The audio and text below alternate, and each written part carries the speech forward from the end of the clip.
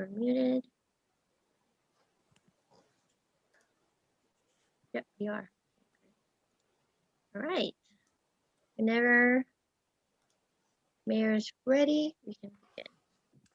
All right, then it's now 6:01 p.m. Let me call to order the open session of our City Council meeting for Monday, March 22nd, 2021.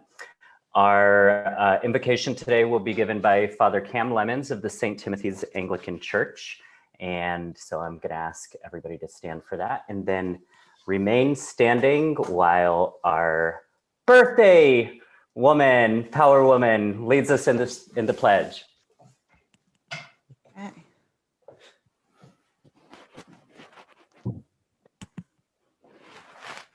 Good evening. Let us pray. Heavenly Father, I thank you for the City of Bishop and our elected officials. I ask you to guide them in their decision-making and grant them wisdom, that we may continue to form a society that honors you and allows all of our residents to flourish. In your most powerful name, amen.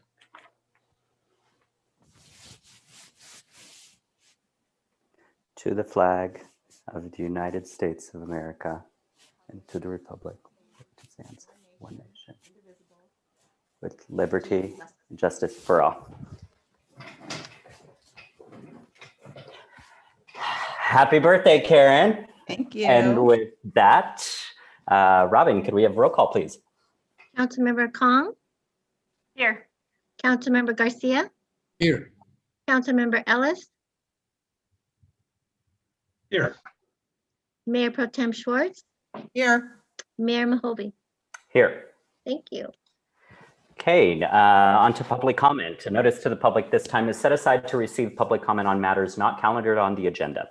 When recognized, please state your name and address for the record, and please limit your comments to 3 minutes. Under California law, the City Council is generally prohibited from discussing or taking actions on items not included in the agenda. However, we may briefly respond to comments or questions from the public. Therefore, we will definitely listen, but we'll generally not discuss the matter or take action on it. Robin, did any public comment get sent to the email address? No public comments on our email address. Do we have any raised hands? See We one. do have one raised hand. Tiffany Lau. Okay. Would you like to touch her through? Tiffany, thanks for calling in. Once you mute yourself, please limit your comments to less than 3 minutes. Floor is yours. Yes. Good evening, everyone. My name is Tiffany Lau, and I live in Bishop. I'm also the treasurer for local nonprofit Goodent. We're excited to announce our next event, Inyo Beyond Celebrates Earth Day. We'll be revitalizing Main Street with reuse art in empty storefronts. On Saturday, April 24th, we'll be hosting a virtual fashion show contest, followed by a variety show. We invite people of all ages to participate in either or both. Anyone can enter the fashion show contest by creating wearable art with reused materials. Audience members will vote on their favorites. After the show, all participants will have the opportunity to display their work in storefronts. Winners will receive prizes and special recognition. If you're a business owner who would like to donate prizes or space in your storefront, or a community member who would like more information on the fashion contest or variety show, please visit our website at goodent.org. That's GOODEN as in November, T.org. Together, let's make a positive impact. And that's all. Thanks, Tiffany. That's an awesome endeavor. Thanks for sharing, and I hope it's very well attended.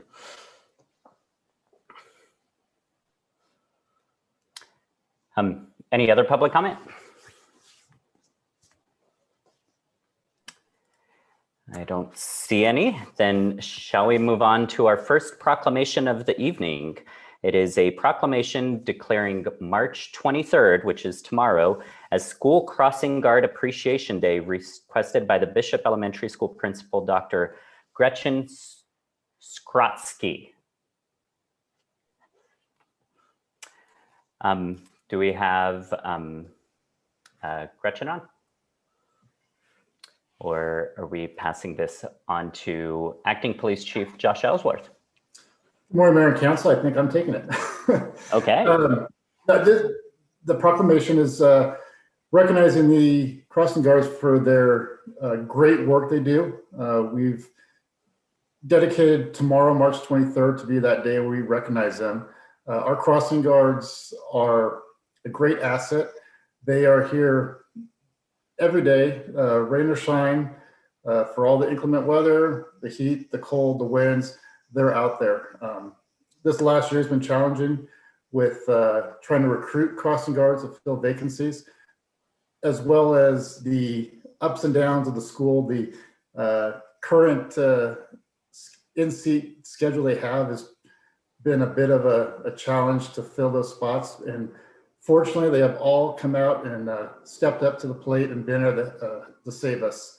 In addition to some of the crossing guards that will be mentioned tonight, I also want to give a special thank you to Jessica Sita. She's been one of our substitutes. So when we have those that are out sick or a vacant position, she's stepped up to help out and fill those voids, as well as Rich Watt. He's been dedicated in making sure that all those intersections are filled. So I appreciate it, and then hand it back to the mayor. Yeah, it is definitely one of my favorite proclamations. It was actually the first proclamation that we ever did when I got on city council. And I definitely, at back of the times, we would have an actually appreciation breakfast, but obviously because of COVID, we're not having that this time.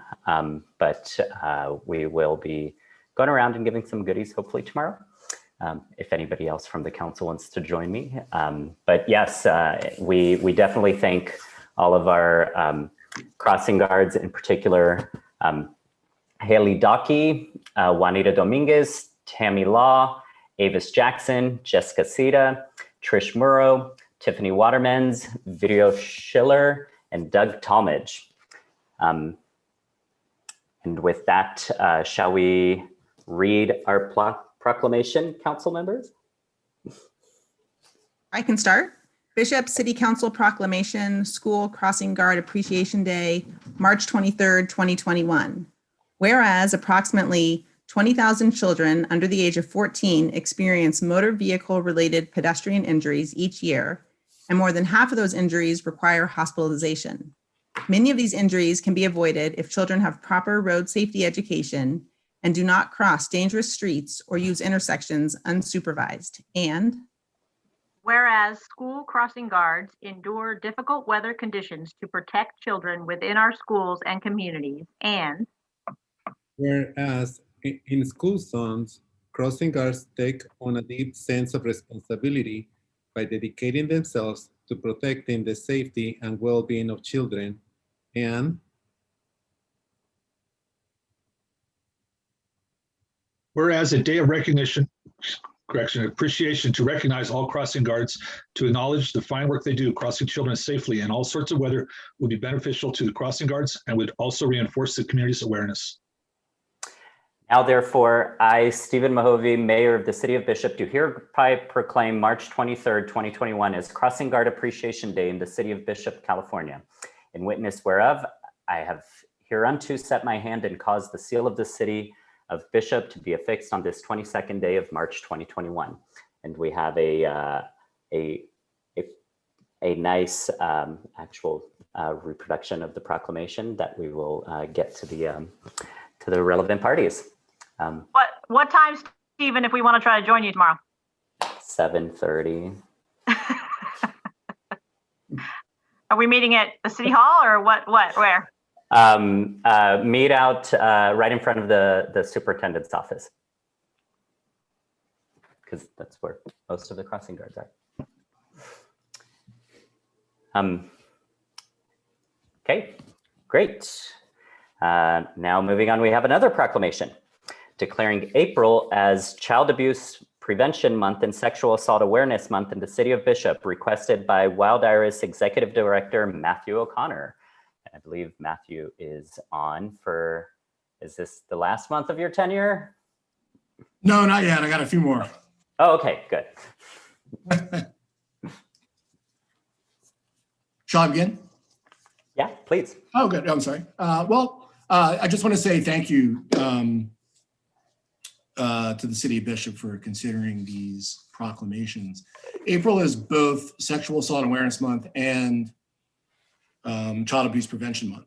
And it's important to know that here in our community, Wild Iris is doing a lot of work working with families suffering and dealing with these issues. In the last year, since March of 2020, we typically serve between 550 and 600 individuals a year. In a typical year, we serve nearly 2,000 since last March. And the intensity of violence that we've seen has increased. So, you know, it's really easy to think about that and, you know, kind of wrap your head around it and feel pain or, you know, just a sense of, struggle in our community. But it's also important to know that DV agencies around the state are really struggling right now. A lot of them are losing staff. A lot of them aren't managed well. Board of directors are having issues. Wild Iris remains in service and we are going strong. We have held on to our team. We are going to make it through COVID and we are going to be open and available to people as we transition into a post-COVID world. And we've served that amount of people with the same budget and the same staffing numbers we normally have. So, I could not be more proud than I am for the people that I work with every day. So thank you so much for your consideration. I appreciate it. And just, I guess, a little plug. I am stepping down as the director of Wild Iris beginning of June. My parents are a bit ill and I need to focus my attention a little bit. We're currently recruiting for a new director, so please send folks our way if you know. And also on the 29th of April, we are hosting our 3rd annual Resiliency Symposium. 3 years ago, we did our first one over at the Methodist Church. We brought together about 130 community partners to focus on resiliency. Last year, right after COVID went down, we transitioned that into a virtual event and it was a success. And it's never been a more important topic. So it's going to be a virtual event again this year, the 29th of April. We will begin advertising soon, but please join us if you can. Be very grateful. Yeah, thanks for that. We'll definitely get it on the calendars and definitely thanks to you and your whole staff. I mean, everybody has definitely been in an increased level of stress of the past year, and we're very fortunate to have your services here to help our community. Thank you much. So I think we'll start with a proclamation for Child Abuse Prevention Month. A proclamation by the Bishop City Council, Child Abuse Prevention Month, April 2021. Whereas children are the City of Bishop's future and among our most vulnerable citizens. And whereas all children deserve a home with a safe, stable, and nurturing environment to foster their healthy growth and development. And whereas child abuse can have long-term psychological, emotional, and physical effects that have lasting and lifelong consequences for survivors. And whereas child abuse crosses all socioeconomical and educational levels, religion, ethnic, and cultural groups. And whereas child abuse prevention is a community responsibility dependent upon partnerships created among citizens, social services agencies, schools, faith communities, healthcare providers, civic organizations, law enforcement agencies, and the business community. And whereas communities should make every effort to promote programs and activities that encourage strong and thriving families.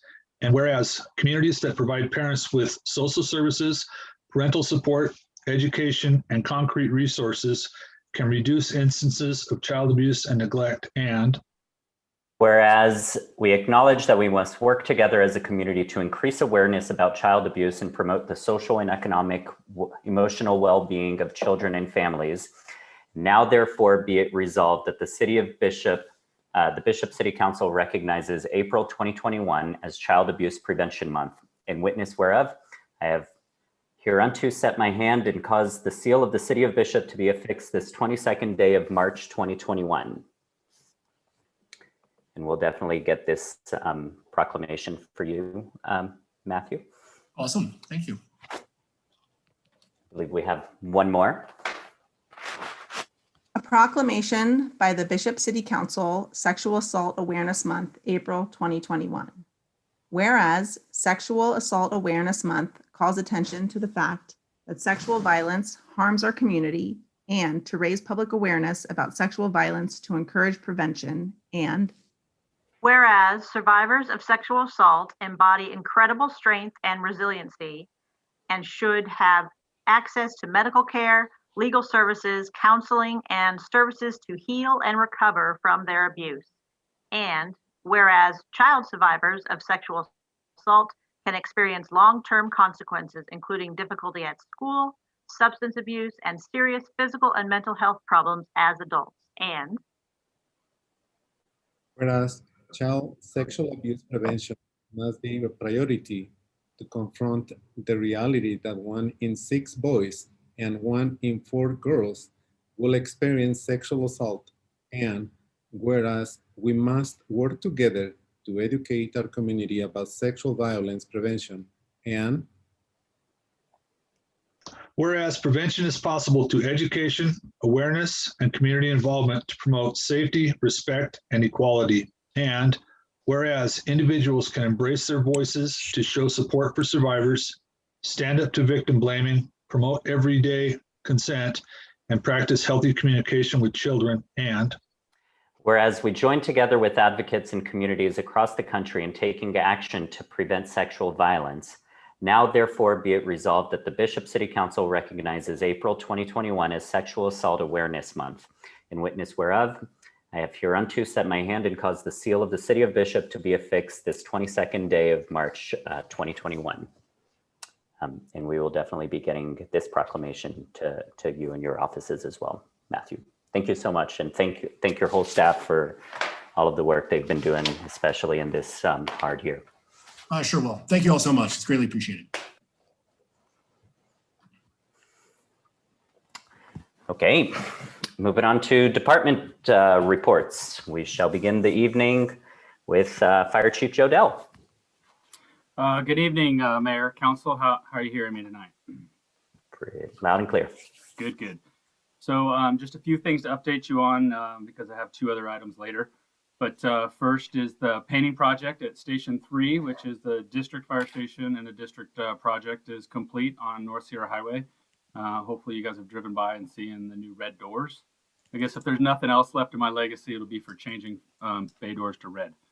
And then another kind of good news is Christina Justice acquired us a public safety power shutdown grant of $83,000 to upgrade our radios, including our repeater site up on the mountain, and then our main radios, and then some of our unit radios.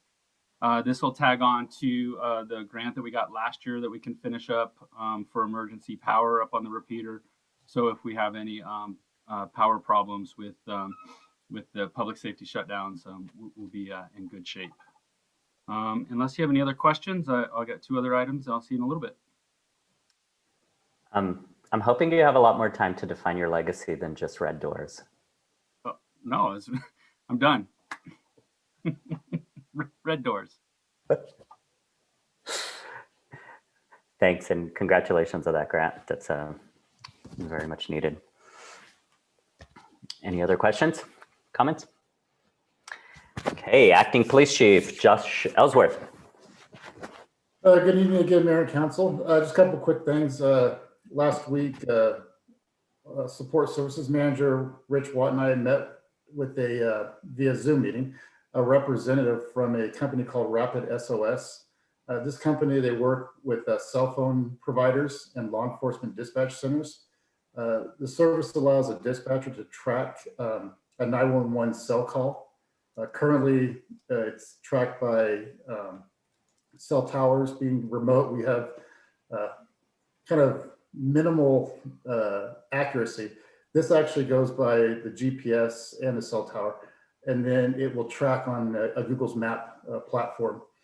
And then as long as that 911 is active, the dispatcher can follow where that 911 phone's at. They gave some examples of some other agencies that have used it for kidnappings, people that walked off and whatnot. It seems like a very reliable service. And the nice part about it is it's free to us. There's no cost to the dispatch centers. It's funded through other sources, and it's to help improve our job, the dispatcher's job, at tracking these people and helping out in the emergencies. On March 11th, they had the school board, we'll call it a protest, but where parents met with the school board staff. The school resource officer, Brady Peak, was present. Staff or board members spoke with some of the parents. It was a peaceful event. There was no issues, so that was great. And then, like we spoke about earlier, tomorrow is the Crossing Guard Appreciation. So, like the mayor said, we'll be out there at 7:30 tomorrow morning at the district office and go visit our crossing guards and hopefully share some goodies with them. So that's all I have, unless council has any questions. None for me. Yeah, that sounds like a great program, and cost is right. It is. Thank you.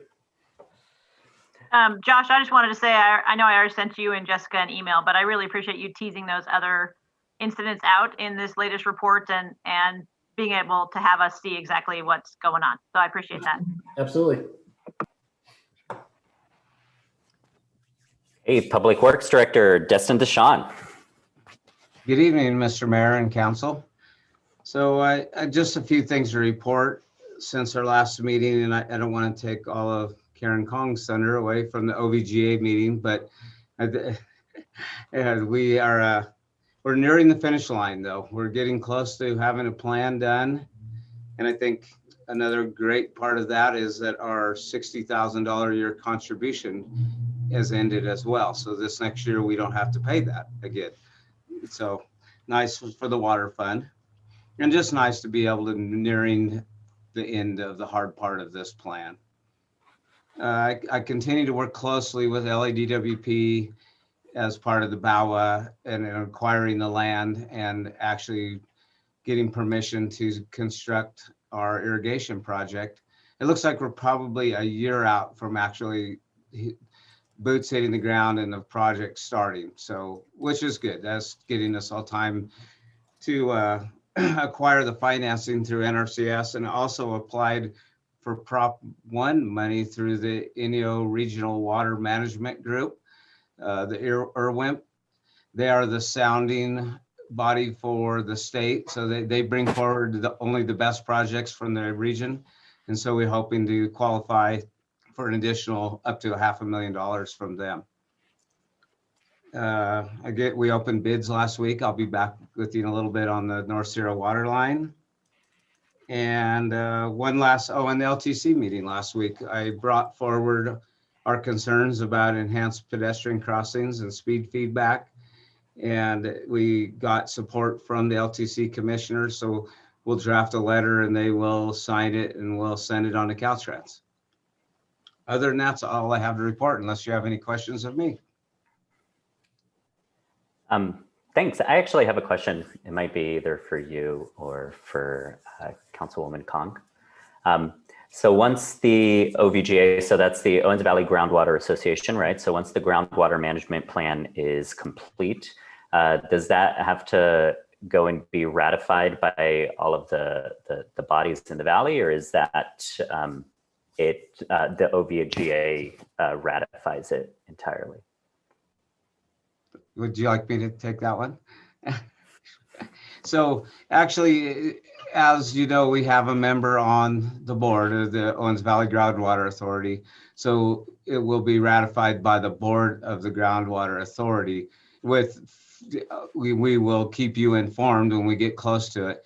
And again, I remind everybody that the plan that we have will most likely be put on the shelf until we become at least a medium or a high risk groundwater basin. Right now we're low priority. So hopefully we never have to implement that plan, but we will meet the state's regulations of creating one at this point.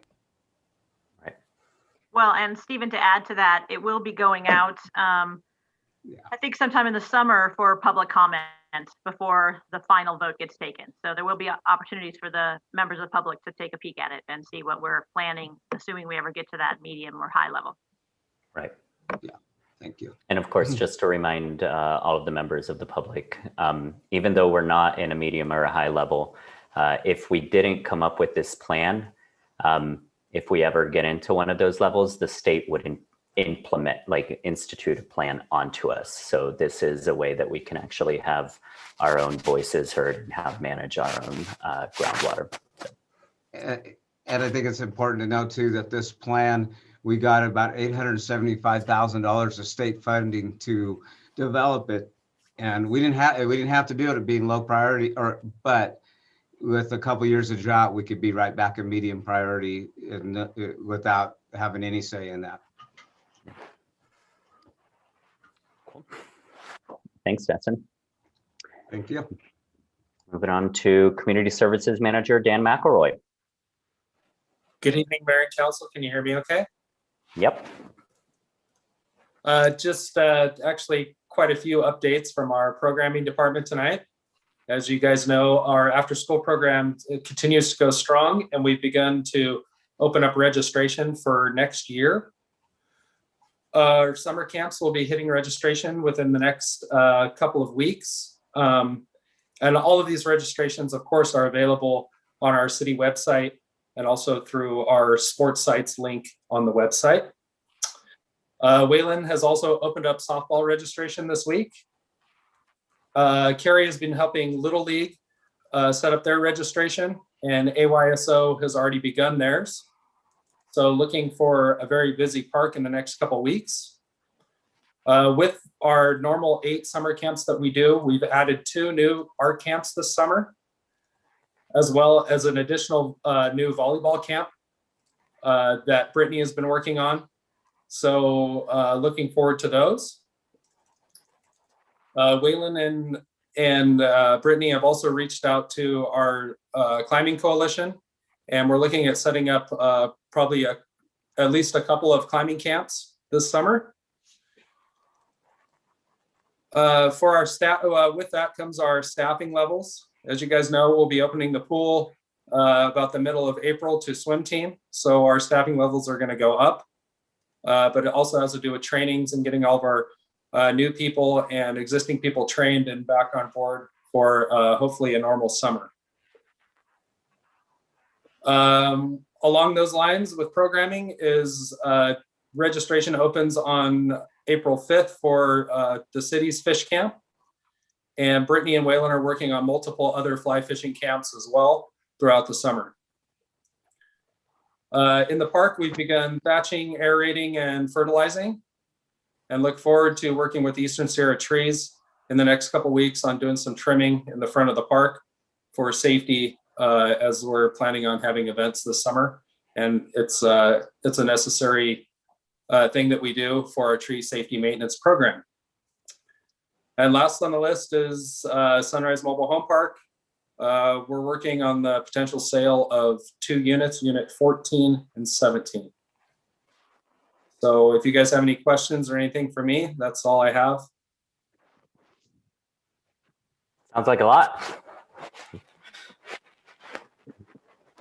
It always, sure. So for your after school programs, is school going back full time going to help that as far as the craziness that it has been, as far as the schedules being changed, or are you hopeful or?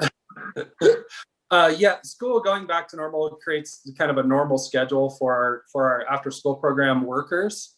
It does just fill the need as an after school program like it's supposed to be, and not an all day after school, which is kind of a reprieve for our staff right now because they've been at it full on for months.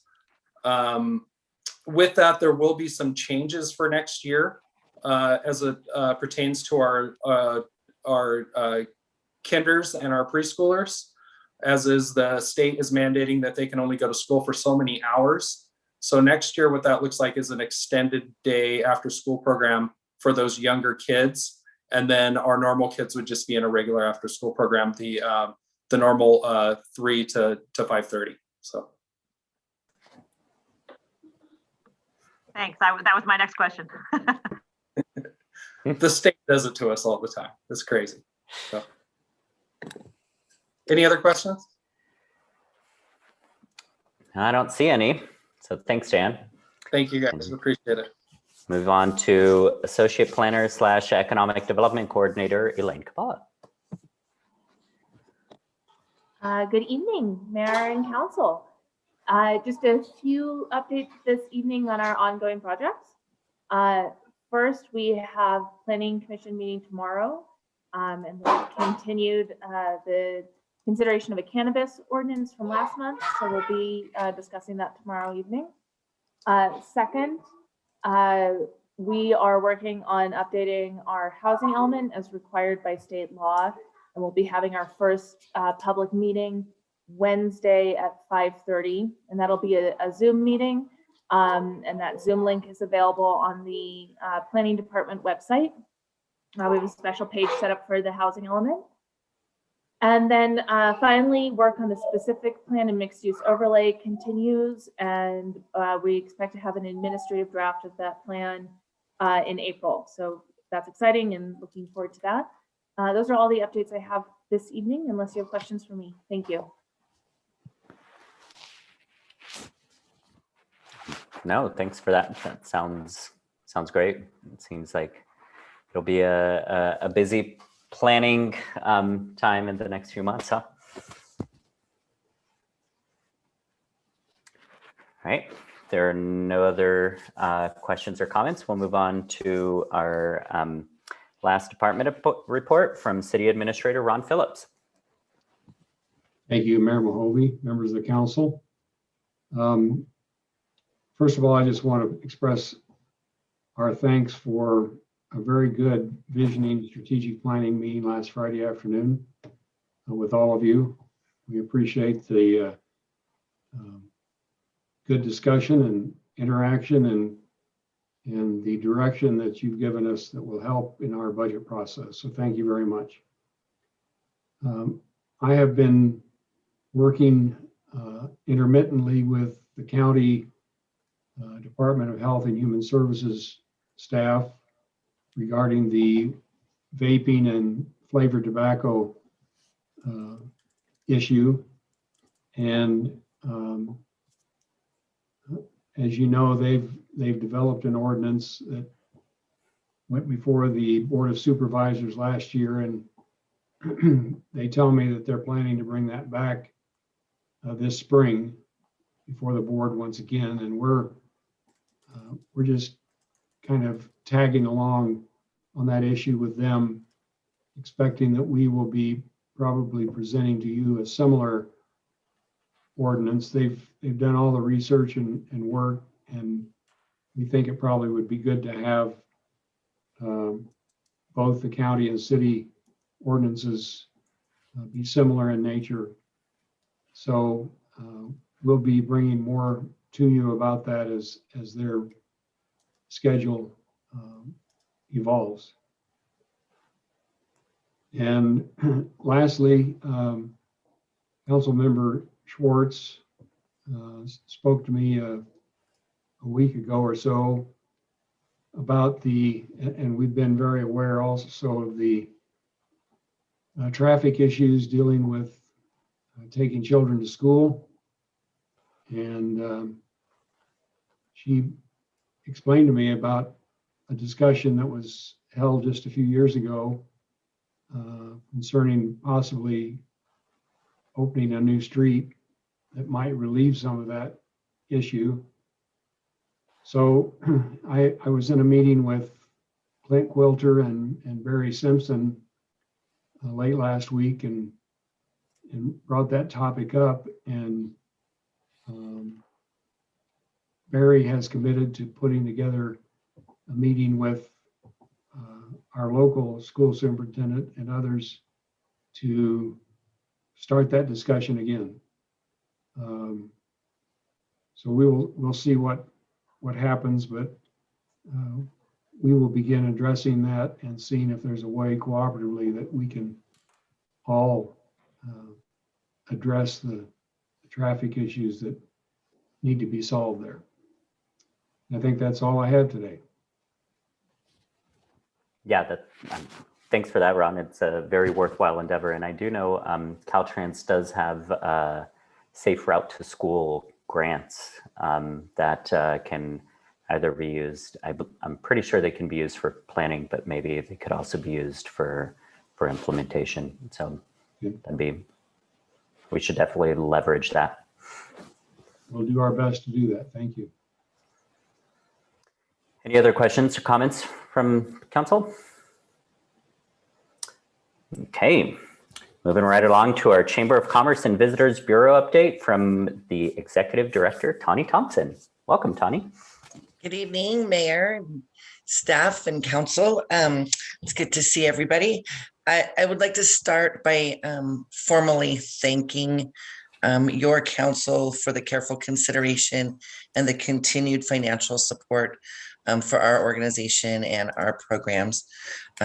So we are very excited to get the Visitor Center back open on a more regular basis here in the next few weeks. And we've already started work on our new visitors guide. So your continued support really makes those projects possible, and they're going to be very meaningful for the whole community. So thank you. Also, just a note, I listened in on your strategic planning meeting last week, and just again want to say thank you to the careful consideration. You covered a lot of topics. There's a lot of things to work on, and it's really great to see all the neat ideas and work that you guys are putting in on that. So thank you. On the Chamber of Commerce side of things, we are getting ready to conduct our annual board elections, and I just want to take the opportunity to remind the public that any chamber business member that would be interested in serving as a director can run for a seat. The terms are for 3 years, and the election is done by mail. And we have 6 seats actually coming available of our 15-member board, 2 of which must be lodging owners or managers according to the BTID management plan, and the rest can be from any industry. So if anybody has any interest in that, just please reach out to me and I can tell you more about it. It's a once-a-month meeting, but do a lot of good work for the business community and the community at large. Speaking of community, there are several events that are starting to get planned as the COVID restrictions seem to be lifting a bit. And so just want to remind folks to let the chamber know so that we can get those included in our newsletter and on our calendar. So Tiffany, if you're still out there, please send me the information about that upcoming event. Would love to put that in our next newsletter. We are thrilled to hear that looks like California High School Rodeo is almost certainly coming. They've got preliminary county approval with major modifications, but that's a big one. We certainly don't want to lose them. And then the Mule Days folks are very cautiously optimistic and moving forward. So it looks like it won't be the same as 2019 as far as the huge numbers of crowds, but looks like we're getting close to being ready to welcome some folks back. Switching gears to the Visitors Bureau side of things, I've told you a little bit, we're going to be working on the new Visitors Guide, which is expanded magazine style format. So it'll be a full-size magazine rather than the pocket directory guide, with large photos and more stories about our community and the things that people like to do here. It's more of an inspiration guide that's also a directory. Very, very excited to be working on that. Should be ready early summer, which is great because we still have 2020 guides that we're giving out right now. And so rather than put those in the recycle bin, I'm going to time it just right with the new ones. Have been attending and participating in that new dispersed camping workshop group. I'm a member of the communications group, the education group.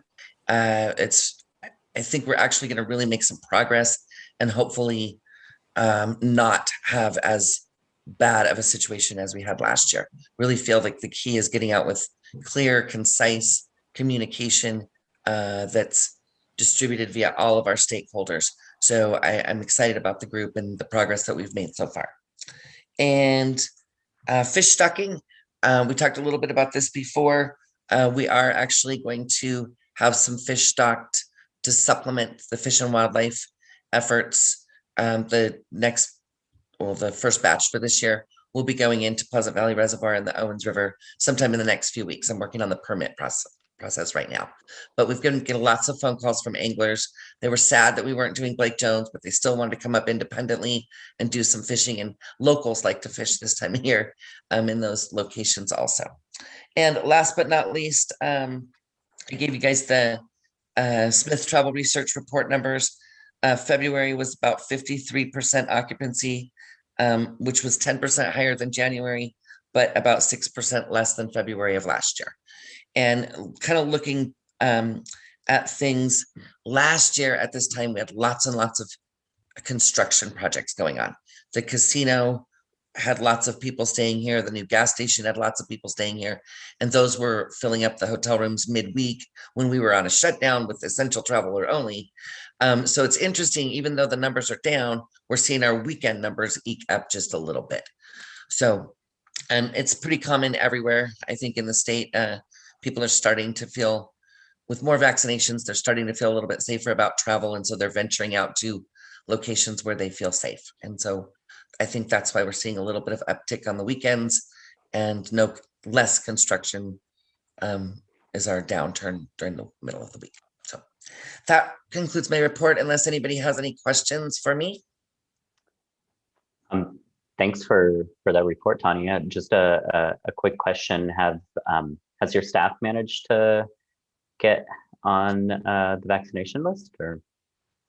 So half, yes. So ours that are age eligible have received their vaccinations, and we have we have several people that we laid off, and they're vaccinated and ready to come back. So they'll come back on a part-time basis. April and I are still not quite age eligible, but we're working on it. So. That's good to hear. Well, thanks, Tanya. Unless there are any other questions from the council, comments? Nope. Thanks so much for joining us. All right, moving on to the consent calendar. Notice to the public, all matters under the consent calendar are considered routine by the city and will be acted on by one motion. Do we have any questions or comments about the consent calendar? The only comment that I have was going to echo Karen's comments earlier on. I wanted to thank Acting Police Chief Ellsworth for the detailed police department report, and also extend my congratulations to Officer Wasdorp for his recognition from the state. Yeah. Do we have any comments from any public comment? I don't see any public comments made on our public comment email, and I do not see any raised hands. Jenny, can you confirm? There are no raised hands. Thank you. All right, can I get a motion?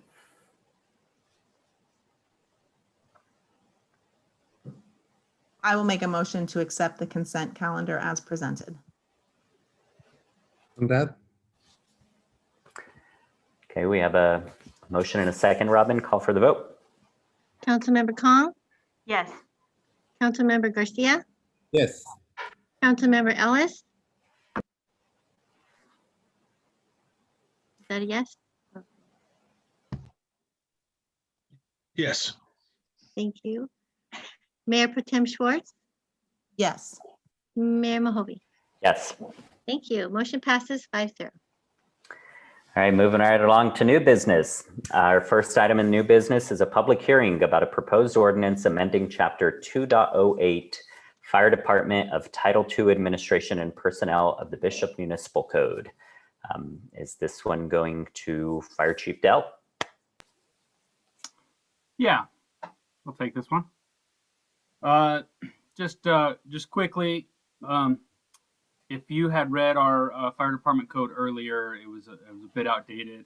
The four goals of this ordinance update, which will change out Chapter 2.08, was to modernize and update the code, to peel out unnecessary job description and regulations, and place a foundation for incorporating current fire code, including some fees that will be needed for eventual inspection program, priority building inspection program.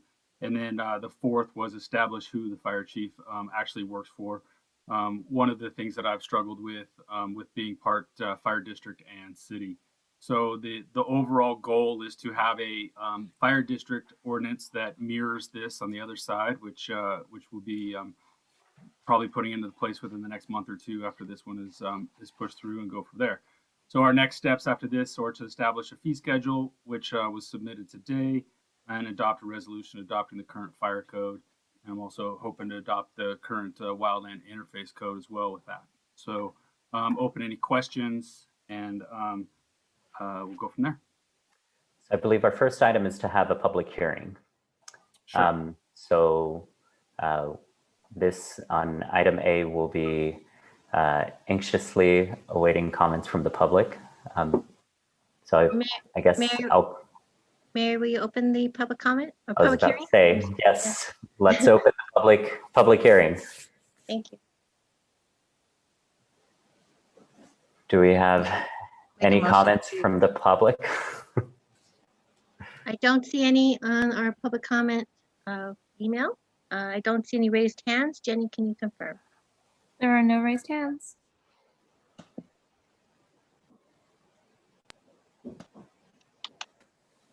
Go for it, Karen. I'll make a motion to open the public hearing. Close the public hearing. Or close the public hearing, sorry.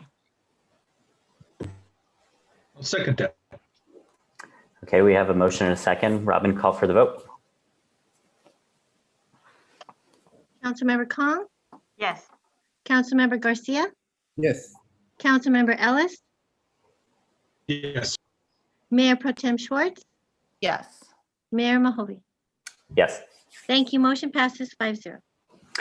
Okay, moving on to the action for the proposed ordinance amending Chapter 2.08 Fire Department of Title II Administration and Personnel of the Bishop Municipal Code. Fire Chief Dell.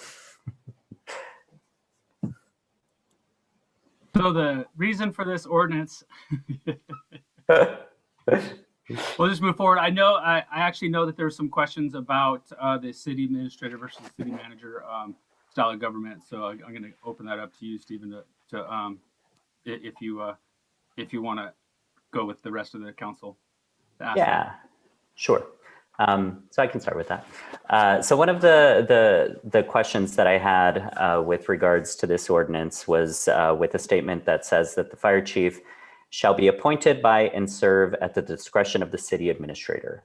So as we all know, the city of Bishop actually has a city administrator form of government, which means that the city council is the one who selects all of the department heads. And so the department heads technically report to the council. That is in contrast to a city manager type of government where the council just appoints a city manager, and then the city manager hires all of the department heads and everything underneath them. And so what I was curious about is with regards to that, I mean, I do understand that on the day-to-day, it becomes almost an impossible job to have our fire chief respond to 11 different members, the 5 city council members, the 5 members of the rural fire district, and the city administrator. And so I can understand the need to kind of to address that. I am a little uncomfortable with just having the city administrator hire and fire police chiefs, because that's a department head. So I was wondering what you guys thought, and one of the suggestions that I was going to throw out there is that maybe we amend some of the wording to say that the fire chief shall report to the city administrator, and that but that we still have a say on like hiring and dismissal of them type of stuff. So report to them for everyday matters. What do you guys think? So Stephen, are you suggesting that it be worded something like appointed by the city council, and appointed by and serve at the discretion of the city council with day-to-day supervision by the city administrator? Yeah, and reporting to the city administrator, because then we do our role, we get them in place. The rural fire district does the same, and so that's why we have that joint powers agreement between the 2 entities. But then once we put them in place, he just reports to the city administrator, and so we're not like getting on his case all the time. Yeah, when I was creating creating the ordinance, and I got some help, but ultimately I was trying to simplify my side of things with the 2 different entities, and I overlooked the fact that this would bypass the city administration point. So I do like that wording of appointed by and then reports to the city administrator. Appointed by council, reports to the city administrator. Will that change the administrator's job description and functions, of course, but how do will that affect his contract? I could weigh in on that. I don't think it would. I think that he already is the city administrator with his roles over the department heads. I don't think it changes the contract. I do agree with what the mayor is suggesting, though, that it does seem inconsistent that if you have a city administrator style of government, why would the city administrator supervise one department head and not the others? I think you want to have uniformity of all the department heads. The question I would have for the mayor is, what specific section do you want to modify in the ordinance so we're clear on that? I have it on here somewhere. I just wrote down here. Councilmember Garcia, did you have any follow-up questions to that or thoughts on the contract? No, thank you for answering that question. Stephen, Just the first sentence of 2.08.040. Yes. Okay, so if someone's going to make a motion, and just for sake of argument, if you're going to do this, make the motion with that amendment, and then when we come back for the second reading in the next council meeting, that should already be in there.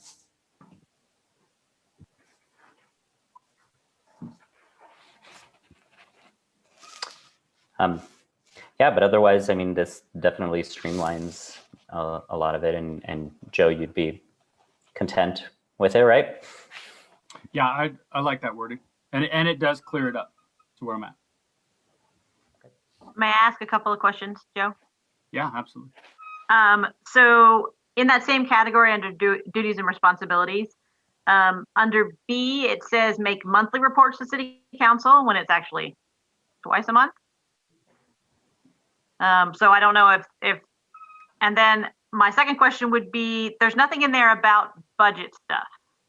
Do you right now prepare a preliminary budget and then give it to Ron? I don't know how that works, but there probably should be in there in some way, the budget stuff.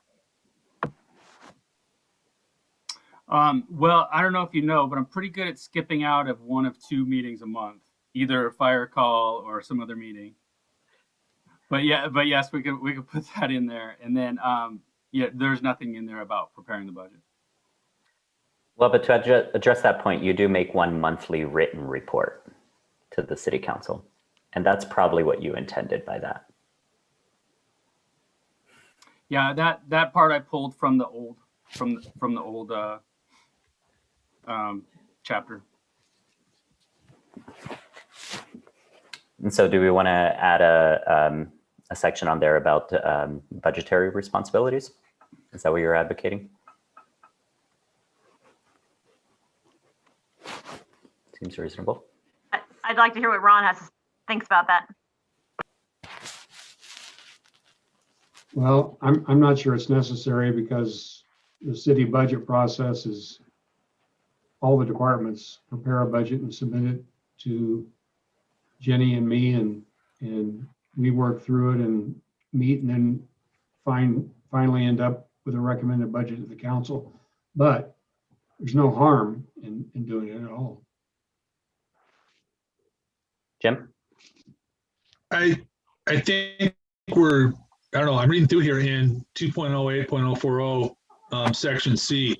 To make special reports and recommendations, city council as needed to provide them with adequate data and background for the enactment of needed ordinance resolutions and budgets to facilitate effective department operations. Kind of bam right there. Yeah, good. I didn't see the word budget in there. Good job, Jim. Bishop Union High School. So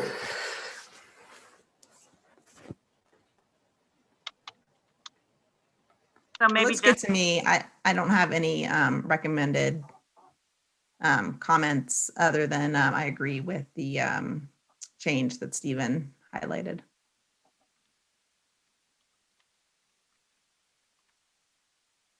Okay.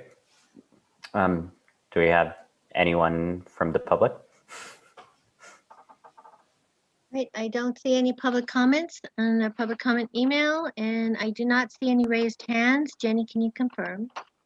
There are no raised hands. Okay, then can I get a motion?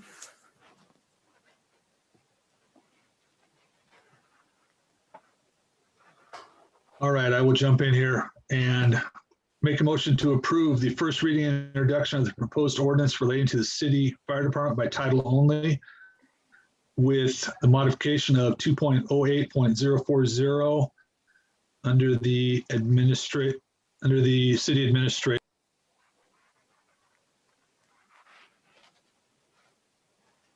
I'll second that. Okay, Robin, we have a motion and a second. Call for the vote. Councilmember Kong, Yes. Councilmember Garcia, Yes. Councilmember Ellis. Yes, you gotta do the first reading thing, Robin. Yes, thank you Gotta for read the reminding me. title. Thanks. It's sitting right in front of me. Thanks. An ordinance of the City Council of the City of Bishop, State of California, amending Chapter 2.08 Fire Department of Title II, Administration and Personnel of the Bishop Municipal Code. Councilmember Kong, Yes. Councilmember Garcia, Yes. Councilmember Ellis, Yes. Mayor Pro Tem Schwartz, Yes. Mayor Mahovey. Yes. Thank you. Motion passes 5-0. Okay, moving on to the next item, the purchase of a striker gurney. Council consideration to approve the purchase of a striker gurney and ProCare Prevent service for the Bishop Fire Department. Let's send this over to you, Chief Dell. Yeah, here I am asking for more money. Actually, it's not true. We have the opportunity to use MADI funds, which is EMS discretionary funds that's distributed by the state to the counties for them to administer. These funds are kind of split up between the local EMS provider agencies, the public ones. So between Lone Pine and Alancha and Cartago and Independence and Big Pine. Anyways, we have the opportunity to purchase a gurney for the ambulance. The gurney that I'm purchasing is is the top of the line. It's a power gurney to prevent back injuries. It's the same one that Simons uses. It's the same one that Big Pine uses. It's the same one that Chalfont uses in case we need to either train together or swap out gurneys on a call for some reason on like a mass casualty incident. This particular gurney that we have should be getting is actually brand new. However, it's a demo unit from the Stryker salesperson. They bought it 2 months ago, and it's in their van, and they've been showing it to people, and then they're going to sell it to us at a discounted price. So we're going to save a few $1,000s by getting it.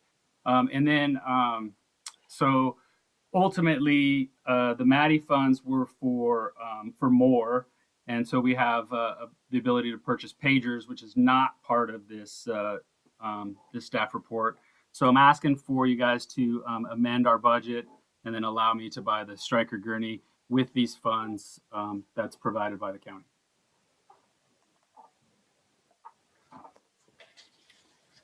I mean, this seems completely reasonable, especially since we're starting to work on helping and partnering with Simons on ensuring public safety.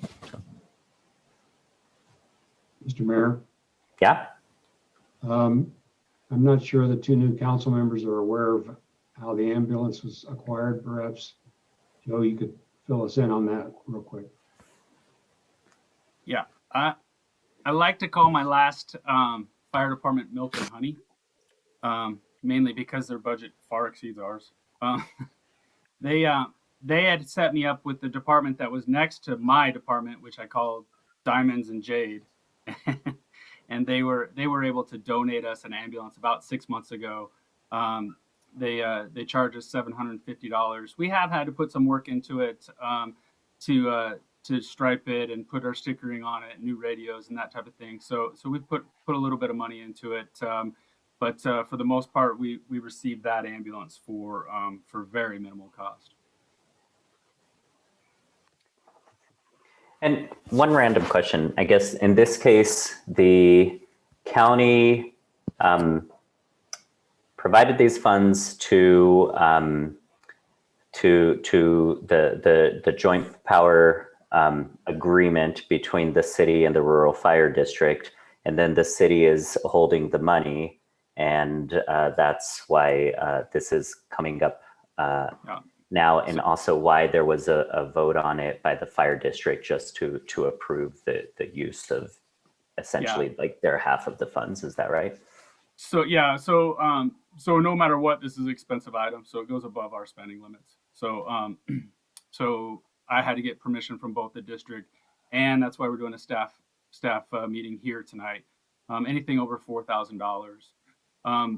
The pagers are going to come in under $4,000, so that'll follow PO policy. So I'll just do 3 quotes on them and then go through PO. But so we did need the budget amendment and then the approval to purchase the expensive piece of equipment. And Joe, can you just explain, because I'm not sure I have it correct, how the Maddie funds get distributed in the county? So the county administers these funds, and they get a certain allotment every year, and then each department applies for purchases. So I applied for the gurney and the pagers, and then they look through the needs, and then they divvy them out pretty much equally. This year, the fire chiefs, I asked all the fire chiefs, because this is the first year we participated, I asked all the fire chiefs if they were willing to take a lesser cut, for lack of a better term, because this is, we're starting our new EMS program, and they voted unanimously to let me in on it, to let us in on it. Overall, it's going to help the EMS system. We'll be able to back up Big Pine. We'll be able to have an ambulance in Bishop, and so when Simons goes down to Big Pine, then we're not uncovered, and then so that'll help out the overall system and up into Mono County as well with those units. So great. I just wanted to make sure everyone who was watching understood.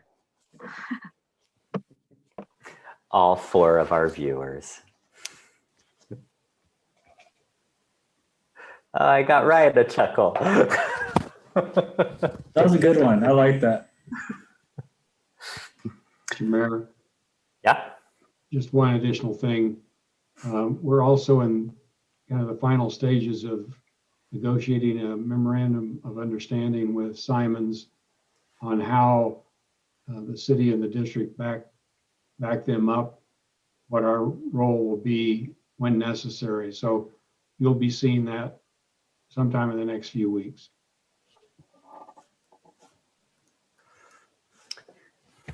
Well, cool. If there are no more questions or comments for Joe, can I get a motion? Did we get public comment yet? Nope. Any comment from the public? There are no public comments on our public comment email, and I don't see any raised hands. Jenny, can you confirm? There are no raised hands. Thank you. Okay. Can I get a motion?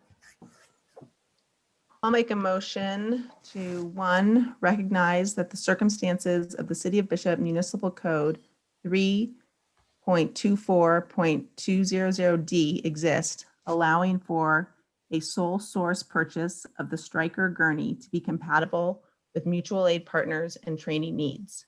2, approve a budget amendment to add $21,980.03 to the fire department's special department supplies line item 1-21-52018. Approve the purchase of the Stryker gurney and the ProCare Prevent service in an amount not to exceed $19,602.19, recognizing the Rural Fire Protection District has already approved and agrees with the purchase. The balance of the grant, what is that number? I think there's too many zeros in it. It's 2-3. I just saw it. It's Sorry. 2378. I wish it was 20,000, but no, it's 2-3. Is it 2 million? And so $2,378 is earmarked for our notification pagers and will be purchased at a later date. I'll second that. Okay, Robin, we have a motion and a second. Call for the vote. Councilmember Kong, Yes. Councilmember Garcia, Yes. Councilmember Ellis, Yes. Mayor Pro Tem Schwartz, Yes. Mayor Mahovey. Yes. Thank you. Motion passes 5-0. Okay, our next item is a public hearing on Community Development Block Grant CARES Act funding, CDBG-CV2 and CV3 application. We are to hold a public hearing to discuss potential project applications. Ms. Kabbalah? Good evening again, Mayor Mahovey and Council. So I'm coming before you again this evening to discuss the CDBG CARES Act funding that's available. The City of Bishop has been allocated about $254,000 through this funding. So it's not a competitive grant, but it has to be used for very specific things. When the funding was first made available several months ago, it was council's direction that it would be used for rental assistance. However, the state of California has disallowed using these funds for rental assistance because they've set up an independent program, and the statute does not allow for duplication of benefits.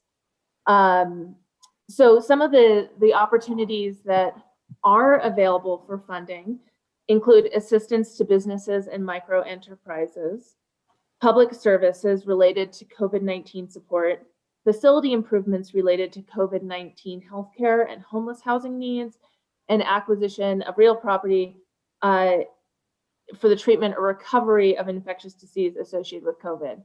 So all of the funding opportunities need to demonstrate a nexus to COVID relief, but they also have to benefit a disadvantaged community. So it is a little difficult finding eligible projects. As one example, I attended a recent meeting with Housing and Community Development that administers these programs. And in the first round of funding, they only approved 100 applications. in the state of California. So yeah, it's a little hard to thread the needle, unfortunately. So with all that said, staff still intends to bring this funding into our community. The application deadline is May 7th. So there is some time to come up with some project application ideas, and then I will return to the City Council for approval of a resolution for those projects sometime in April.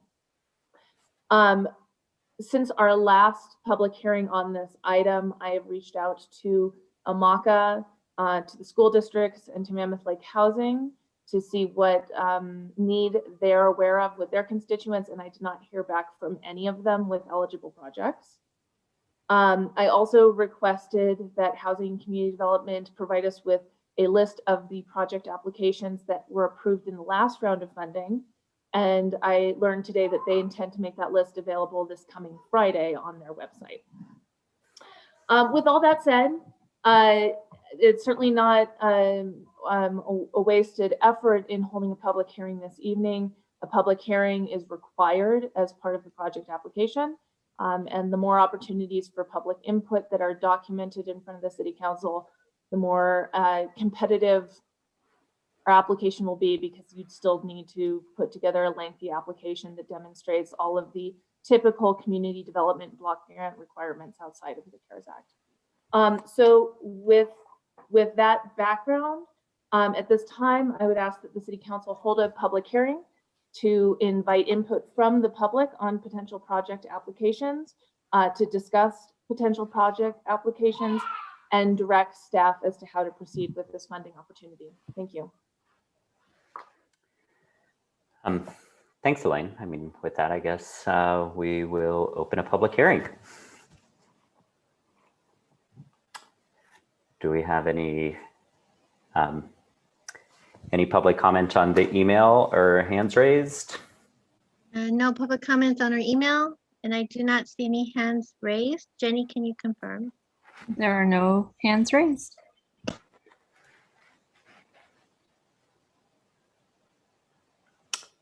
So at this point, do we close public hearing and then we can spitball ideas? Or do we do that as part of a public hearing? You can close the public hearing now, since you're not taking public comment, and go ahead and deliberate as a council. Okay. I'll make a I make a motion to close the public. Yeah, I'm going to second that one. I'll second that. First. All right, Robin, we have a motion by Councilmember Ellis and a second by Mayor Pro Tem Schwartz. Call for the vote, please. Councilmember Kong? Yes. Councilmember Garcia? Yes. Councilmember Ellis? Yes. Mayor Pro Tem Schwartz? Yes. Mayor Mahovey? Yes. Thank you. Motion passes 5-0. Okay, so what do you guys think? I guess we can give some more feedback on. I guess I did have some questions, Elaine. So CDBG grants. Do we know if the county is intending to apply for that as well? I do not know. Okay, because I would imagine if the county were applying for it, that maybe they could get funding to staff more large vaccination events. Since I believe we do have a wonderful community of volunteers, but you know, people spend their times. It would be, if we could definitely, that I think would be a good use for these sorts of funds. I think it would check most of the boxes. One project, since we can't use this for actual rental assistance, I was wondering if we could partner with IMACA because IMACA does have a list of severely disadvantaged residents who definitely qualify as people in need. if there was any way that we could maybe buy, if we could use the funds to purchase food vouchers at our local restaurants and then hand those over to IMACA so IMACA could distribute those. It seems like that would check all of the boxes for this sort of a grant. Any thoughts on that? I will say that I attended one of the Housing Community Development holds a like Q&A session every Wednesday morning that I attend. And so I went to that and asked them about this program, and they did say that that would qualify. I think that there are some questions about how to administer that, but HCD felt that that would be an eligible project application. Yeah, Stephen, I was going to ask kind of the similar question. How do we get this money down into the community? Because there are pretty limited ways to get it down there, but I thought that would help the disadvantaged people that you're mentioning through IMACA, and then filter it out through the restaurants, keep them going, filter out to their employees, which then gets back in the community, helps them pay rent, helps them do their job. So I think from a standpoint of simplicity and benefit a large actually swath of the community, I think that sounds like probably the easiest method to get it out.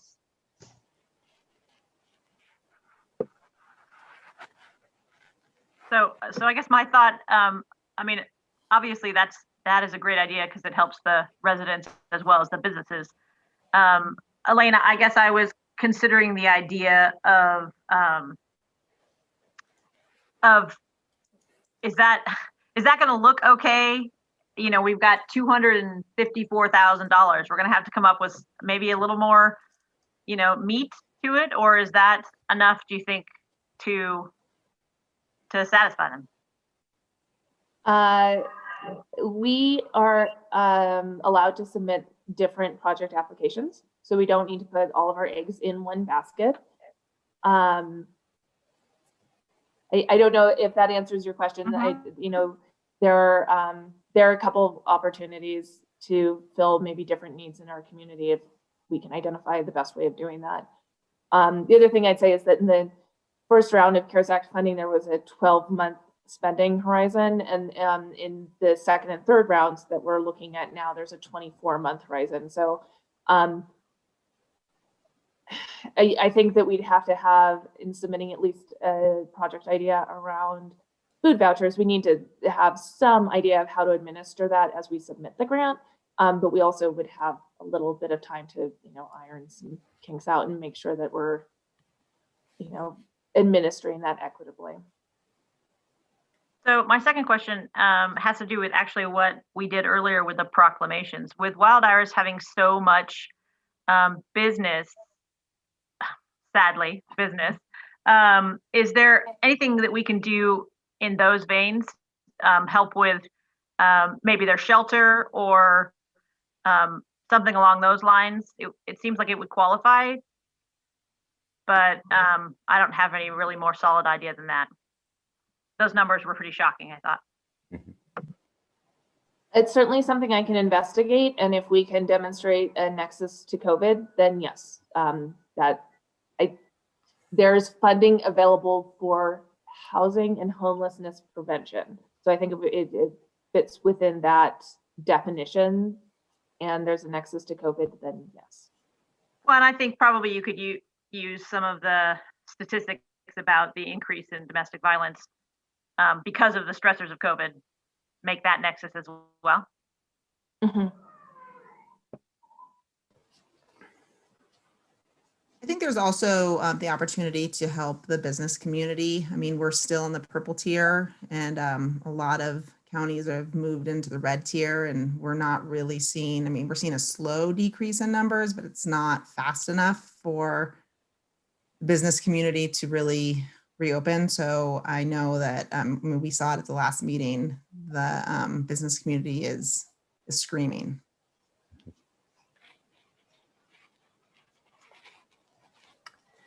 Yeah, I mean, and the other question that I have is whether there is a project that we could do that could maybe help with broadband access to low-income students that are having connectivity issues as we're doing remote learning. I mean, I can see a project hitting all the necessary requirements. It's just not fully fleshed out what the project would be.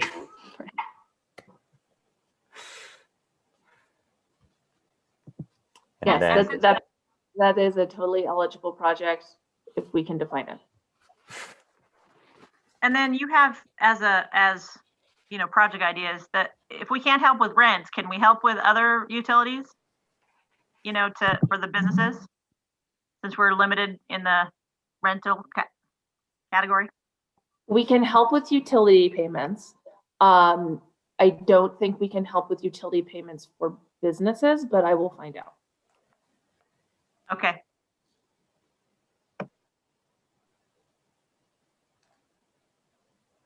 I mean, it does say that it's for assistance to businesses and micro enterprises impacted by COVID. So maybe, yeah, that could be and that's something that we could definitely help out, especially with water and sewer. Well, and if we could also target, you know, their households. Yeah. And you know, so they don't have to choose between which bill to pay. Yeah. It's a really good idea. And then another just random idea that because I see that, I mean, I would definitely prioritize this one lower down on the list, given the ideas that have been thrown around. But one of the things we could apply for, or we could do, is look into a plan for outdoor eating in Bishop.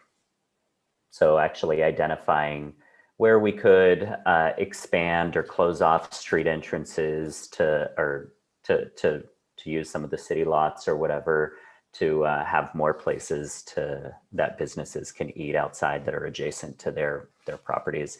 And we did some of this as a temporary measure while the pandemic's going, but I don't know if this is something I would love for that to continue in perpetuity, because we do have wonderful climate most of the year.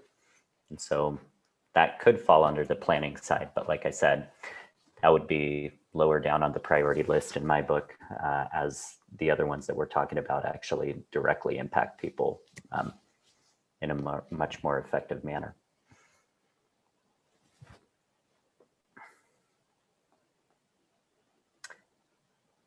Any other ideas, comments, questions from the council? So yeah, I mean, I think it'd be good to look into if the county is going to be applying for some of these things, and in particular to help staff their vaccination clinics.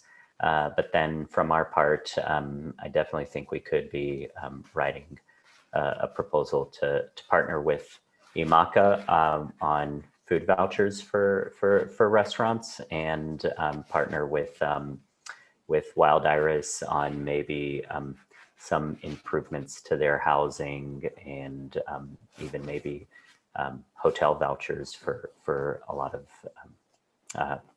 the sad reality of their victims. Yeah.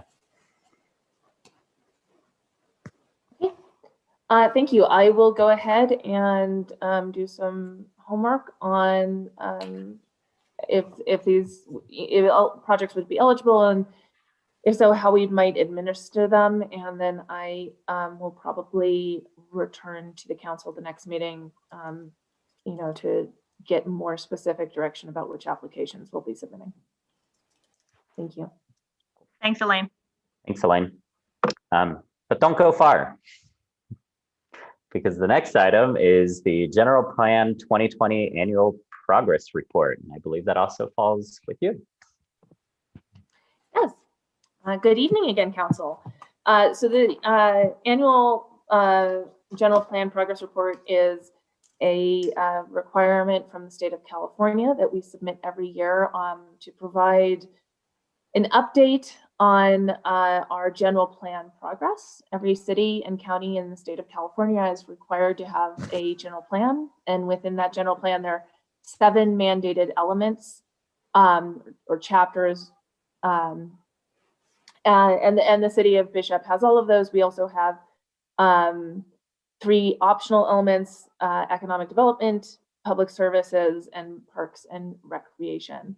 And large reason for this reporting is that it also is an opportunity for us to provide an update to housing and community development on the progress we've made on a regional housing needs assessment, which is the amount of housing that the state of California thinks we should be building in Bishop, and what our general plan housing element is based on. So I've provided the progress report as an attachment to the staff report this evening. I won't go over all of the progress that was made, not just by the planning department, but by all of the city departments in moving those goals forward this year. I'm happy to take any questions you have on that. And aside from that, that you review and accept the general plan 2020 annual progress report and direct staff to submit it to the State Office of Planning and Research and Housing and Community Development. Thank you.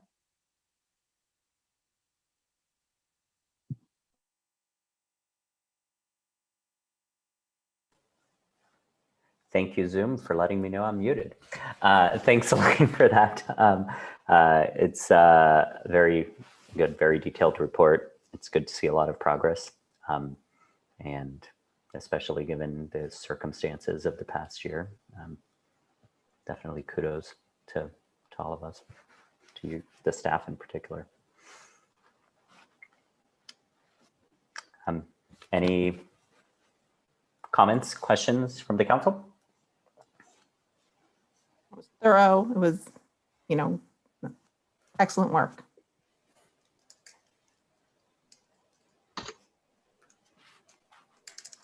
Yeah, I'd have to go with that too. In all the years I've seen us do this stuff, I think this one, we're making progress. At times it might not seem like it, even in the COVID year, but we are truly moving forward with a lot of projects, and the ball's rolling. It's just, not always as fast as we like, but Elaine, good job. We're moving it forward.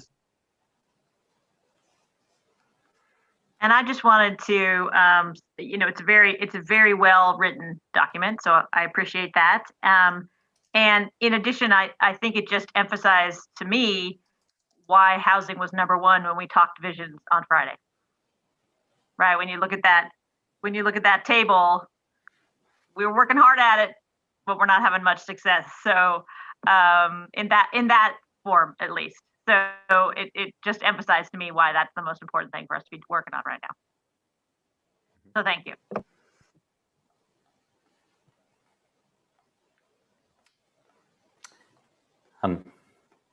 There's no, is there any comment from the public on this?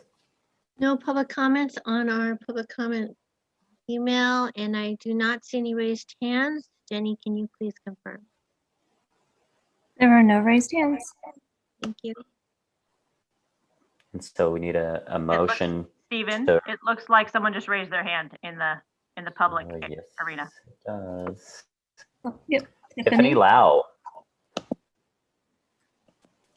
You're allowed to speak. Go for it, Tiffany. My name is Tiffany, and I live in Bishop. And I was wondering if in the general plan there was anything that included safe parking for people who are living in their vehicles.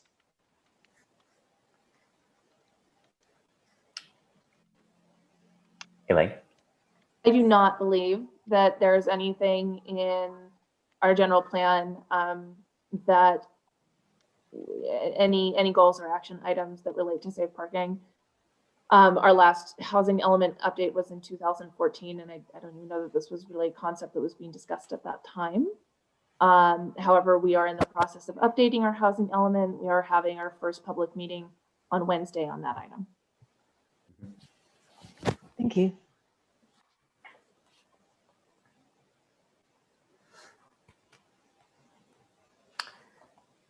Okay, any other comments from the public or the council? So do we need an action on this, or do we just direct staff to submit the report? I believe that you need to accept the report and then direct staff. Thank you. Okay. Can I get a motion? I make a motion to accept the General Plan 2020 Annual Progress Report and direct staff to submit the report to the Governor's Office of Planning and Research and to the State Department of Housing and Community Development. I'll second that. Hey, Robin, we have a motion and a second. Call for the vote, please. Councilmember Kong, Yes. Councilmember Garcia, Yes. Councilmember Ellis, Yes. Mayor Pro Tem Schwartz, Yes. Mayor Mahovey. Yes. Thank you. Motion passes 5-0. Carrying on with the Elaine Hour to amendment number 1 to Alta Planning and Design Inc. agreement. Take it away. Good evening again, Council. So my last item this evening is with regards to the specific plan and mixed use overlay that we are working on. We are contracted with Alta Planning and Design as our primary consultant, but the scope of work also includes required CEQA review. And so Alta sub-consulted with an environmental planning firm to provide those services. The Alta and their environmental firm decided to part ways, and they left that contract.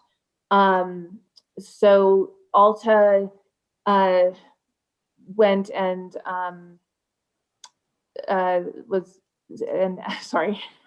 seek to procure bids from other environmental planning firms to fulfill that scope of work for the environmental review that's necessary to adopt the specific plan and the mixed use overlay. They received a proposal from Helix Environmental, which has done a very qualified firm. It's done a lot of work in Inyo County and for the city of Bishop. They provided a very detailed scope of work that I was very pleased with. But they did request their proposal increase the fee from $109,000 approximately to $125,500. So the difference between the previous proposal and Helix's proposal is approximately $16,000. So this evening, this first contract amendment seeks to increase the contract amount for that approximately $16,000, $16,460,000, so that we can bring Helix on as a new sub-consultant to provide the environmental review.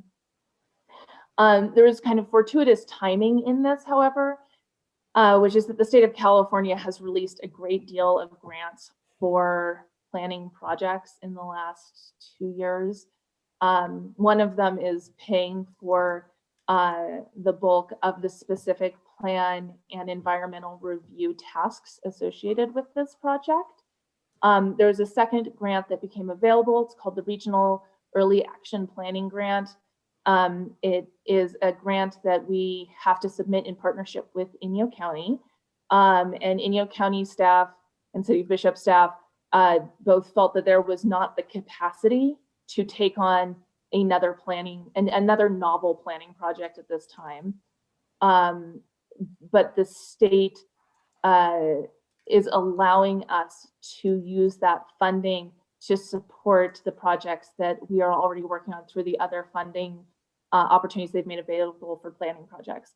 So that's made available $54,682 that we had already intended to allocate specifically to the CEQA scope of work for this project. So that actually is in excess of the amount of increase in the proposal from Helix to complete the environmental review tasks. So that concludes my overview on this item. I'm happy to take questions that you may have, but I would request that the council approve the contract amendment number 1 to the professional service agreement with Alta Planning and Design to increase the total not to exceed from $386,637 to $403,097 for an increased fee specifically for task 4 CEQA compliance by $16,460. I'll take any questions you might have. Thank you.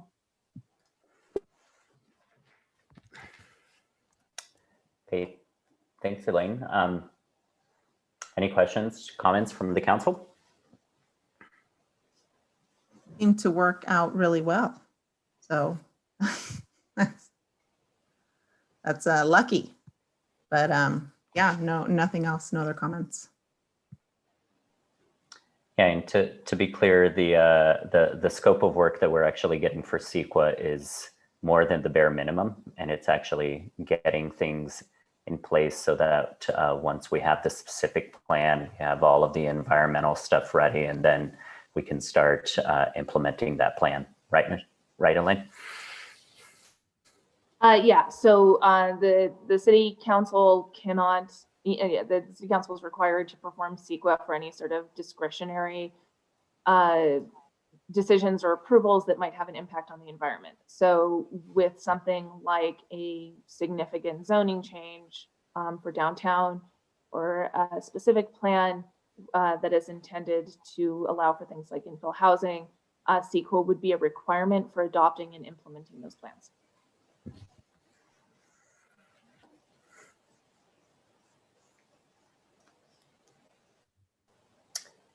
Yeah, sounds and Elaine, what happens to the rest of the REAP grant?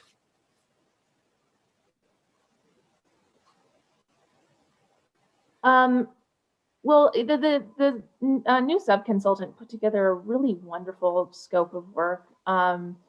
They seem to have a very good sense of exactly what the studies are that are necessary and the approximate costs for those. However, we do have the balance of this budget that the state has made available. And so I think that we will have opportunities to put that into ensuring that that CEQA analysis is adequate, is well done, that we have the studies necessary. And because the sub-consultant has provided us with a proposal that is less than the funding that we would have available, there may be other opportunities to take some of that REAP funding and put it other places within the specific plan. But that funding does need to be used within this project. And Elaine, I didn't see it in the amendment. What's the timeline for the CEQA process? We expect to have that done in a little less than a year.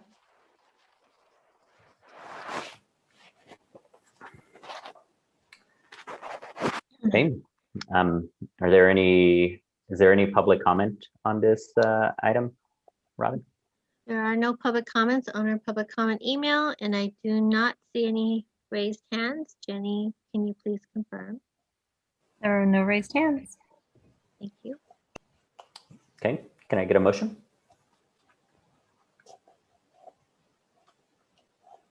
I will make a motion to approve contract amendment number 1 to the professional service agreement with Alta Planning and Design Incorporated to increase the total not to exceed amount from $386,637 to $403,097 to account for an increased fee for task 4 CEQA compliance by $16,460.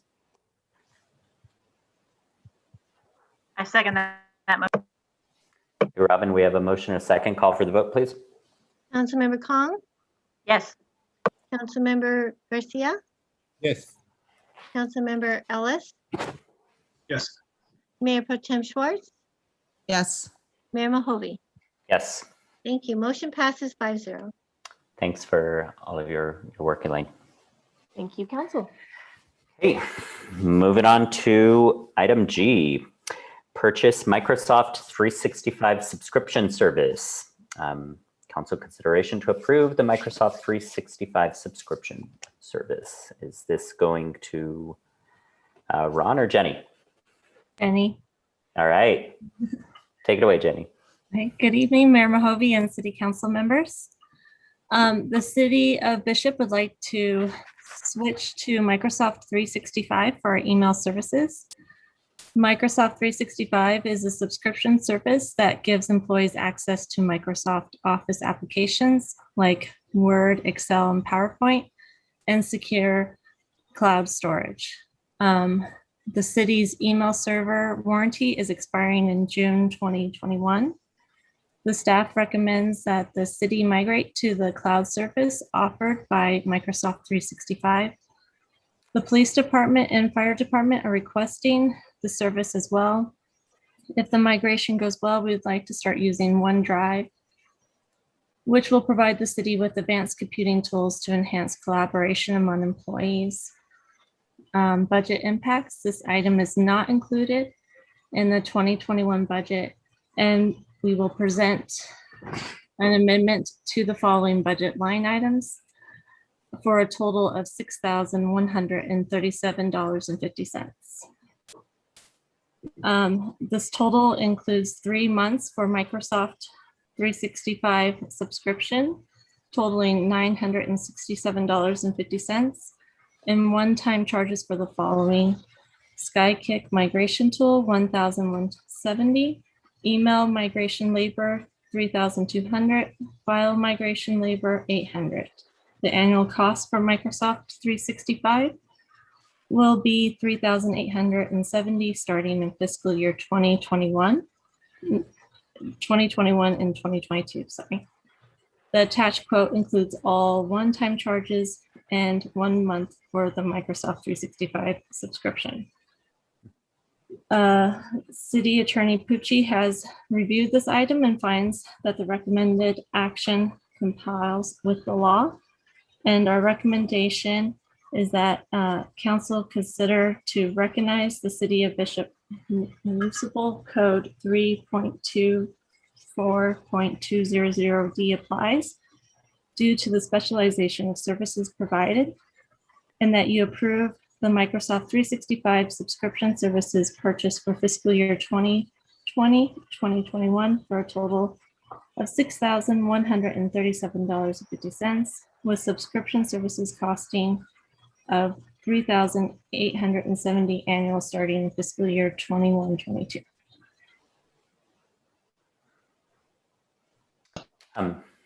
Thanks for that, Jenny. I believe we have a hand raised by Destin. I think he's speaking next, but I will allow him in. Oh, okay. I guess so what do we currently have? We currently have an outdated system that works through a server, and the police department has a separate system that is no longer supported. And as a matter of fact, we've been told that that system may be pulled out and not in service any longer at any time. We haven't been given a date for that, but it's very inadequate. For instance, when the police use the system to put an item on their calendar on the computer, it doesn't communicate with their phones, so the item doesn't go on their calendar on their phone. So it's just, those are the worst stories about the system. It's something that probably should have been updated some time ago, and it's not very expensive and will give us a much better system. Plus, it provides access for everyone to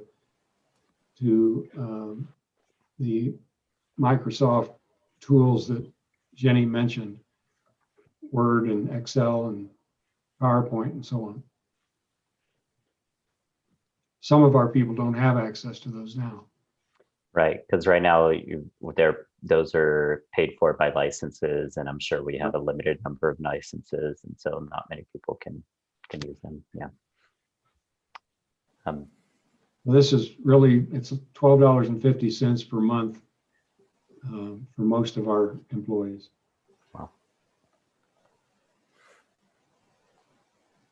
I'm all for it. Cool.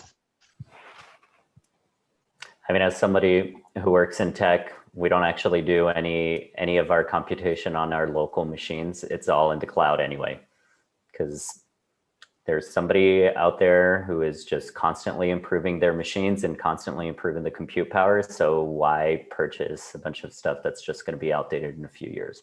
So that's my take on it. Do we have any comments from the public? We don't see any public comments on our email, and I do not see any raised hands. Jenny, can you confirm? There are no raised hands. Thank you. Can I get a motion?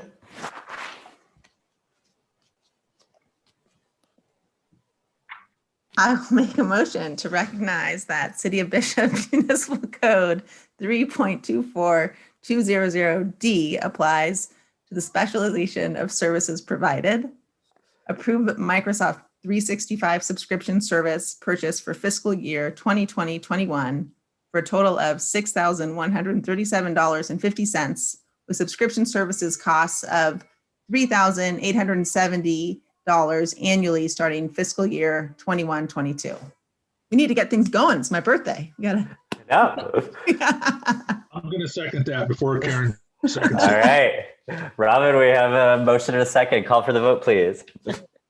Councilmember Kong, Yes. Councilmember Garcia, Yes. Councilmember Ellis, Yes. Mayor Pro Tem Schwartz, Yes. Yes. Mayor Mahovey. Yes. Thank you. Motion passes 5-0. Okay, last item on new business. Award the North Sierra Waterline Project construction contract. And this one's going to Destin Deshawn. All right, good evening again, council. Sorry, I got my hand raised a little early. I always have this fear that I won't do it quick enough and you'll be waiting on me.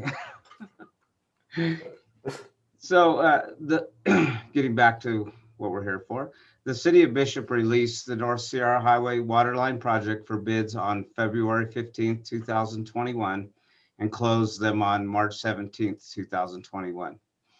The project will construct approximately 3,500 feet of new 12-inch water main.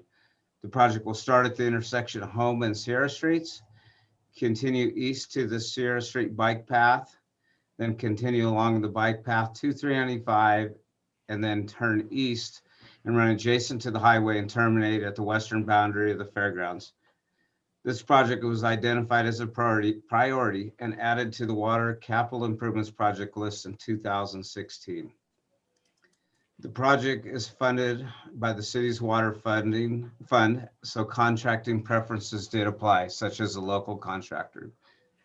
The city received 8 bids for the project listed, and I won't go through them all, but the low bidder was VNC Construction of Minden, Nevada, at a price of $419,750.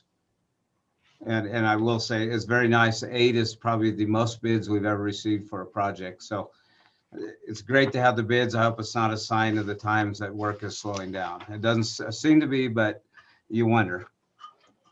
The proposed schedule for the project would be to, if the contract is awarded tonight, start a construction in early April and complete construction in early May, and probably a little sooner than that. The project will be funded 100% with city water funds and appears in the 2021 approved budget. City Attorney Pucci has reviewed the item. So at this point, I'd recommend that we award the North Sierra Highway Waterline Project to VNC Construction in the amount of $419,750.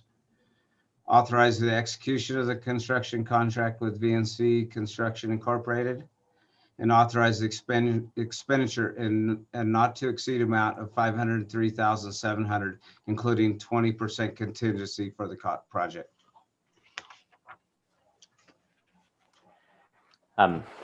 Thanks for the report, Dustin. Do we have any questions or comments from the council? Yes, it was, is that bid under what we anticipate this? I want to say I threw a number was closer. I estimated the project between 450 and 500,000.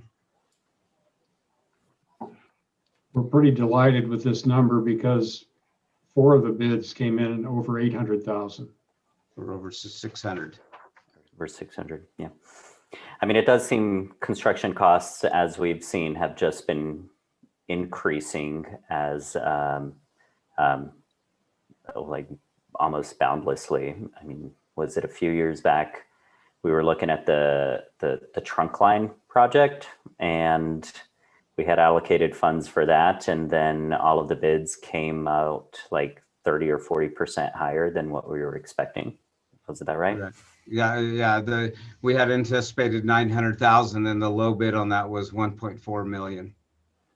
Right. Yeah. So, and right now it was a real chore on all of these contractors, because after the hurricanes in Louisiana, where most of the resin is produced for plastic pipe, have been shut down and just getting going again. So pipe is very hard to come by right now, and the prices are going up in a hurry.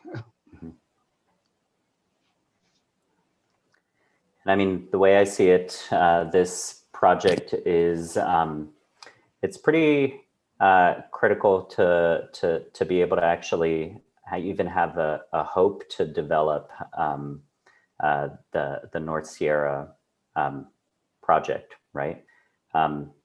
Because all of that land along North Sierra Highway, including anything west of the fairgrounds, including the Bishop Veterinary Hospital, and all of those lots by there are DWP lots, and DWP will not even entertain releasing them unless they have a separate supply of water, and this would definitely be providing that. And so if we go ahead with this, I take it as our telling to DWP that, like, yes, we're serious to partner to be able to like get these properties to change over, and then hopefully they see that as a good partnership and follow through on those endeavors as well. Yeah, and I think DWP is taking it quite seriously. I spoke with their surveyors, who are actually doing us a big favor. They're going to survey in the water line construction stake at no cost to us, but they're already in the process of surveying the lots along North Sierra Highway so they can get them into the queue for sale now. Mm-hmm.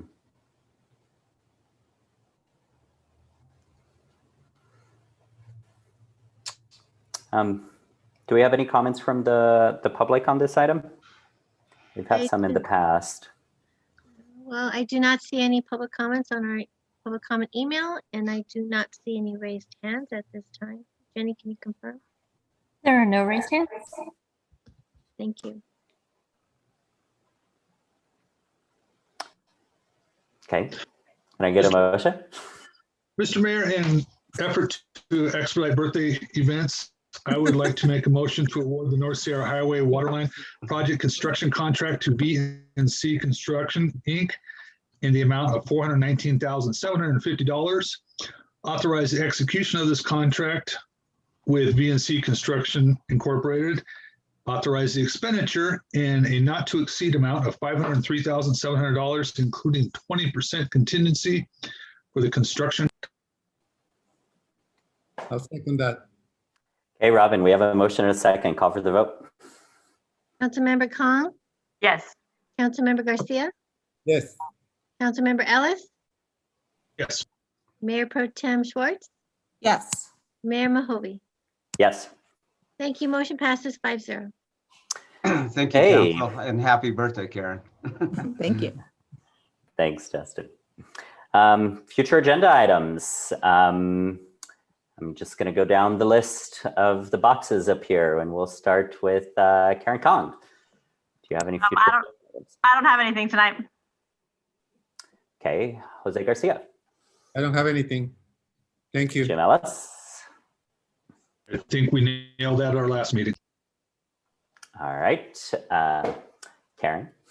Nothing. I also don't have any future agenda items at this time. On to council and committee reports. Let's do the same order. Karen Kong. All right, so I think we talked enough OVGA earlier in the meeting, but I did go to an OVGA meeting, and there will be another one here in April. They are talking about hopefully a draft by mid-May or so, end of May. So that's pretty exciting. I volunteered at the second mass vaccination clinic on the Saturday the 14th or Saturday the 13th, whatever it was. And Hi, it Day. was just tons and tons of fun. I enjoyed it immensely. It was great to see people. Everyone was just so happy to be there, getting their second shots. It went incredibly smoothly. I was just blown away by how smoothly it went, and everyone was just thrilled to be able to get their shots and get the heck out of there and maybe have some thoughts about back to a regular life. And then I guess the last thing I want to say is that I don't know if you saw, but we lost Kathy White recently. I don't know if many of you know Rich and Kathy White from Independence, a wonderful, wonderful couple of people who have given their time and energy and building abilities and creativity to build our California State Fair exhibit over the last, 10 years. I don't even know how many. And they were just such a wonderful, sweet couple in love. And I worry about Rich, and I'm sorry that we've lost Kathy at this time. So I just wanted to say that to people in case they weren't sure. They are going to be having a service for her in May at the Eastern California Museum. Okay. Councilmember Garcia. Yes, last week, Stephen and I attended the LTC meeting. Several items on the agenda. We'll let him update you on them. I will say that Stephen was elected chair for the next year or so. So congratulations. Good job. Thanks. Jim? Yeah, quickly. I did a ESTA meeting on the 12th.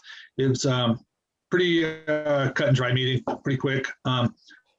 ESTA is operating well and fluid, and kind of like all of government agencies right now, they're a little up in the air on the what's going to happen with Reds Meadow and Bishop Creek services, but they're staying fluid on that and kind of wait until things pan out with the COVID and where we go with at the county and state level. And then I've been working with INO 395, STE, the trash eliminators and Rotary and local trash service. We're trying to put together kind of an informal Earth Day event, a cleanup event coming up on the 24th next month. I know that with the COVID stuff happening and where we are in the state, we can't do a full blown event like we've done in the park in years past, but we're trying to put something together for the community to get people out and make our community better. And then I got invited to a dispersed camping Zoom meeting tomorrow. So I'll see how that goes and I'll let you guys know in the future on that. So, and that's it for me. Karen, happy birthday. Karen, committee report. I attended the ESTA meeting with Jim, and then we also had a fire committee meeting, and we discussed the strategic plan, and specifically we discussed some future opportunities related to, you know, what it would look like to increase the fire district, just as like a preliminary conversation. Those were the two meetings I attended. That's it.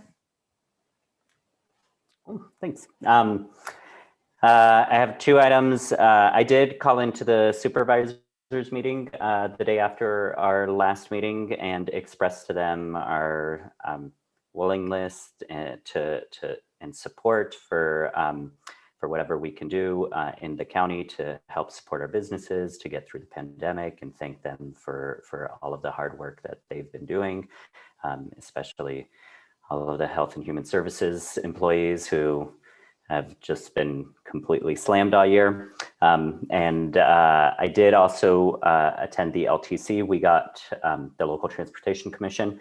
We did get many updates, and we're currently working on our scope of work for the LTC for the next year.